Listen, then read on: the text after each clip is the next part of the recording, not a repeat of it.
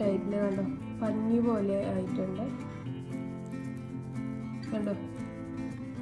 ഈ പഞ്ഞി പോലത്തെ ഉണ്ണിയപ്പം എങ്ങനെ ഉണ്ടാക്കണമെന്ന് നോക്കാം.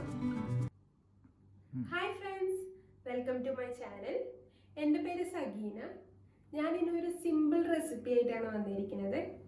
മൈദയും റവയും യൂസ് ചെയ്തിട്ട് നമുക്ക് ഒരു ഉണ്ണിയപ്പം എങ്ങനെ ഉണ്ടാക്കാം. സോഫ്റ്റ് ഉണ്ണിയപ്പമാണ്. എല്ലാവരും ട്രൈ ചെയ്ത് നോക്കണം.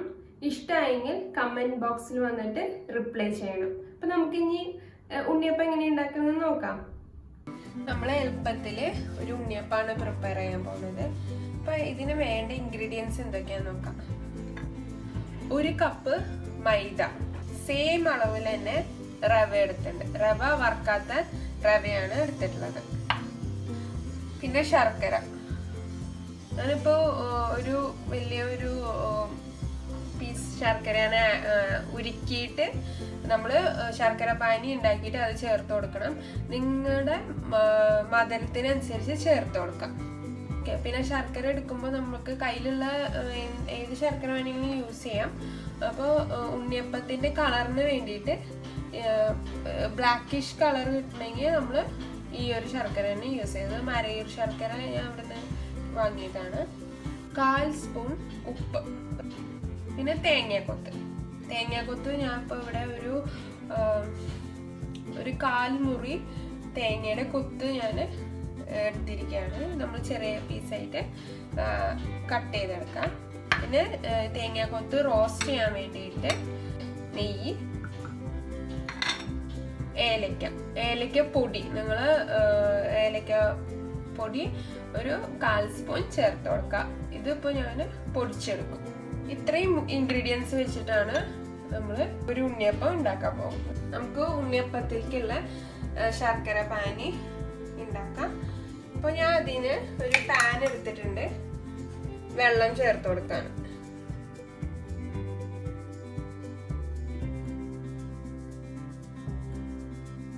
3 കപ്പ് വെള്ളം ചേർത്ത് കൊടുത്തു. ഇനി നമുക്ക് ഇതിലേക്ക് നമ്മുടെ എടുത്തു വെച്ചിരിക്കുന്ന ശർക്കര ഇട്ട് കൊടുക്കാം. ശർക്കര നന്നായി ഇതിൽ മെൽറ്റായി വരണം. ശർക്കര നന്നായി മെൽറ്റായിട്ടുണ്ട്. ഇനി നമ്മളിത് നന്നായി ആറി കഴിയുമ്പോൾ അരിച്ചെടുക്കാം. ശർക്കര പാനി നമ്മൾ അരിച്ചെടുക്കണം. കാരണം ഇതിൽ കുറേ ചിലപ്പോൾ ഈ മണ്ണ് കരടും അങ്ങനെയൊക്കെ ഉണ്ടാവും. അപ്പോൾ നമ്മൾ അത് അരിച്ചെടുക്കാം.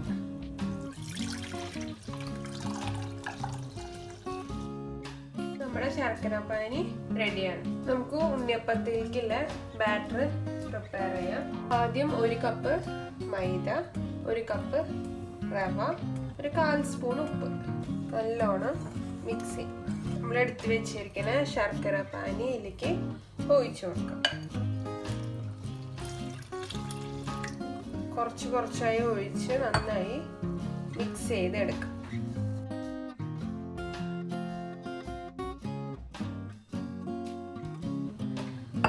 കട്ടയൊന്നും ഇല്ലാണ്ട് നല്ലോണം മിക്സ് ചെയ്തെടുക്കുക. ഇപ്പൊ ഞാൻ ശർക്കര പാനി കറക്റ്റ് 2 കപ്പ് ശർക്കര പാനിയാണ് ഒഴിച്ചത്. പിന്നെ നിങ്ങൾ മധുരമൊക്കെ നോക്കാം, നിങ്ങളുടെ മധുരത്തിനനുസരിച്ച് ചേർത്ത് കൊടുക്കാം. അപ്പോൾ ഇതിലിപ്പോൾ മൈദ അരിച്ച് എടുക്കാവും നല്ലത്, കട്ട ഇല്ലാണ്ടിരിക്കാൻ. അല്ലെങ്കിൽ നമ്മൾ മിക്സ് ചെയ്യുമ്പോൾ കട്ടയൊന്നും ഇല്ലാണ്ട് നല്ലോണം മിക്സ് ചെയ്തെടുക്കണം. കൺസിസ്റ്റൻസി എന്ന് പറയുമ്പോൾ അധികം വെള്ളം പോലെ ആവരുത്, ഒരു ഇത്തിരി കുറുകിയ ടൈപ്പ്. ഇതാണ് ഞാൻ എടുത്ത കൺസിസ്റ്റൻസി. ഈ ബാറ്റർ ഒരു 5 മണിക്കൂർ, ഒരു 5-6 മണിക്കൂർ നന്നായി ഫെർമെന്റ് ആവണം. അത് കഴിഞ്ഞിട്ട് നമുക്ക് ബാക്കിയുള്ള പ്രിപ്പറേഷൻസ് എന്താ വേണ്ടതെന്ന് നോക്കാം. ഒരു ചെറിയ പാൻ എടുത്തിട്ടുണ്ട്. അതിലേക്ക് 1 സ്പൂൺ നെയ്യ് ഒഴിച്ചു കൊടുക്കാം. ഒരു 1/4 കപ്പ് തേങ്ങാക്കൊത്ത് എടുത്തിട്ടുണ്ട്. അതൊന്ന് ജസ്റ്റ് ഇതിൽ ഫ്രൈ ചെയ്തെടുക്കാം. ഒന്ന് ലൈറ്റായിട്ടൊന്ന് ഫ്രൈ ചെയ്ത് എടുക്കാം. തേങ്ങാക്കൊത്ത് ലൈറ്റ് ബ്രൗൺ കളർ ആവുമ്പോൾ നമുക്കത് മാറ്റി വയ്ക്കാം. ഇത്തിരി ഇത് ആറി കഴിഞ്ഞാൽ നമുക്ക് നമ്മുടെ ബാറ്ററിലേക്ക് ഇട്ടിട്ട് മിക്സ് ചെയ്യാം. നമ്മുടെ ബാറ്റർ ഒരു 6 മണിക്കൂറായിട്ടുണ്ട്.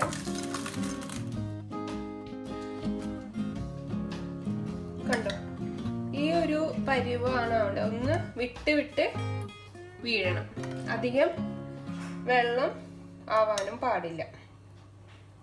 ഇനി നമുക്ക് നെയ്യിൽ വറുത്തെടുത്ത തേങ്ങാക്കൊത്ത് ഇതിൽ ചേർത്ത് കൊടുക്കാം. നന്നായി മിക്സ് ചെയ്യാം. 1/2 സ്പൂൺ ഏലക്ക പൊടിച്ചെടുത്താണ്, അതുകൂടെയും ചേർത്ത്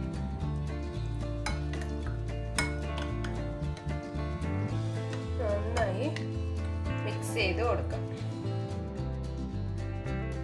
നമുക്കിനി നമ്മുടെ ഉണ്ണിയപ്പം ഉണ്ടാക്കാം. ഉണ്ണിയപ്പ ചട്ടി എടുത്തിട്ടുണ്ട്, അതിലേക്ക് വെളിച്ചെണ്ണ ഒഴിച്ചു കൊടുക്കാം. ഒരു 3/4 ഭാഗം ഒഴിച്ചു കൊടുത്താൽ മതി. എണ്ണ ചൂടാകുമ്പോൾ നമുക്ക് ബാറ്റർ കോരി ഒഴിക്കാം. എണ്ണ ചൂടായിട്ടുണ്ട്, നമുക്ക് നമ്മുടെ ബാറ്റർ കുറച്ചായി ഒഴിച്ചു കൊടുക്കാം. പകുതി ഒഴിച്ചു കൊടുക്കാം, ഓരോ കുഴിയിൽ പകുതിയോളം ഒഴിച്ചു കൊടുത്താൽ മതി.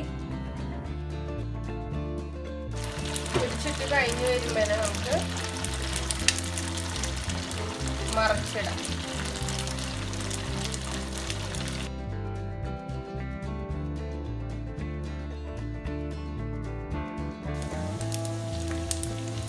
നമ്മൾ കുത്തി നോക്കാം.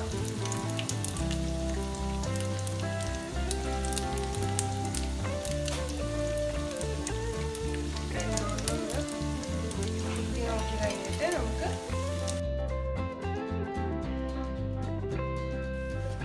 നമ്മളിങ്ങനെ എല്ലാ ഉണ്ണിയപ്പം ചെയ്തെടുക്കാം.